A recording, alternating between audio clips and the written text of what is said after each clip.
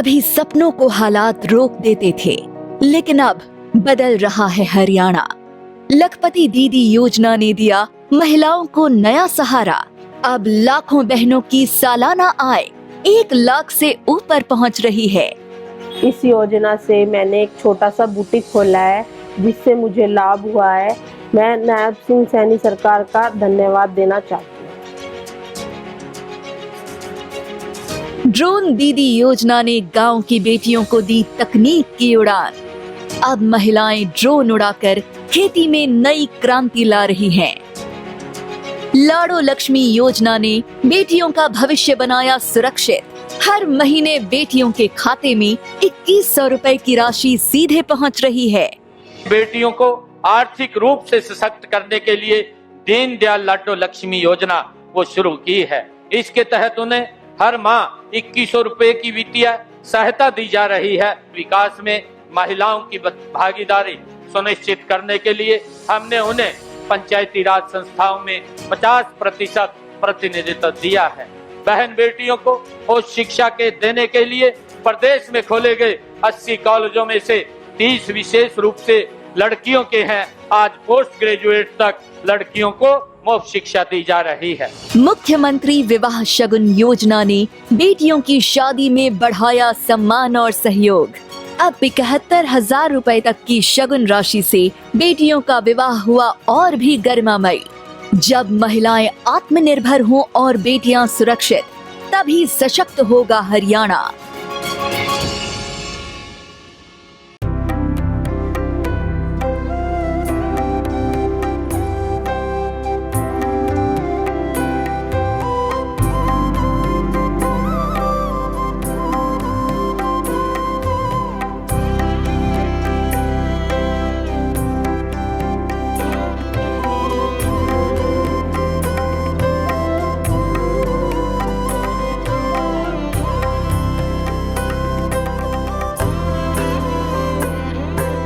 Wisdom for ages since his own childhood and when he was young. So that is very important, and that is reflected in his life and work. So it is not a very typical Tibetan thought, because many people think that it is very, limited. But this vastness and the depth of his thought also comes from combination of ancient Tibetan thoughts as well as the Indian philosophy. Tibetans are fighting with the Jain nation. They have a fight against China. So, do you think peace have that capability to defeat them? There is no substitute to peace. There is no substitute to compassion, karuna. That is the problem solver and the force that can solve the problem, because it begins with awareness or taking cognizance of each other's problem. It fosters connectedness among the people and nations to understand more and to feel deeper. And then it is the deeper feeling for the sufferings and problems of each other. And eventually it motivates to take action. So that's why peace and compassion have no other substitute. And that is not a choice. These are the oxygens which are needed in all walks of life, in the governance to diplomacy to everywhere. If we go for genuine dialogue between the nations in any situation, any complex situation of wars or insurgency or land dispute or the border dispute, then it is necessary that we have to be responsible and morally accountable in that dialogue. And that I call compassionate dialogue.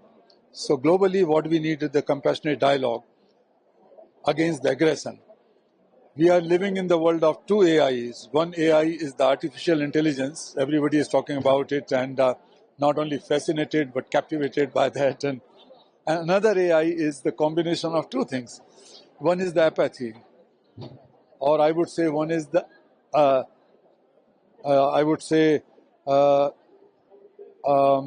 aggression. So aggression and intolerance is another combination, or aggression and indifference, you can call it. So one way is aggression and indifference, that combination is the worst combination which the world is suffering from. We have become very aggressive in our religious activities, in our religious behavior, in our industries and commerce and corporate world.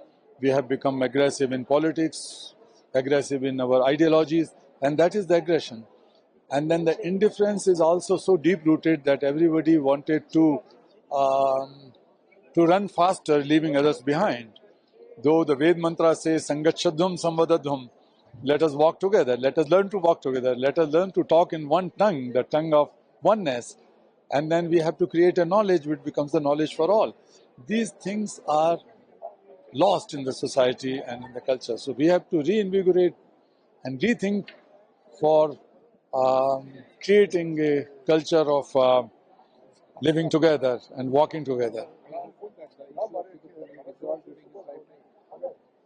I can't say. I'm not an astrologist or astronomist, but I hope so that the things will change, because many years ago, when I was first invited by the United Germany in 1990, after breaking the Berlin Wall, and I crossed the Western Germany to Eastern Germany, and there was no wall. So I became very, very optimistic about the things, that if the Berlin Wall can fall, then anything could happen. And so it's also possible. I think they should build compassionate leadership, and the definition of compassion is not the old ancient definition they should trust on, but mindful problem solving. If they emerge as the strong problem solvers, then many of the world's problems could be solved.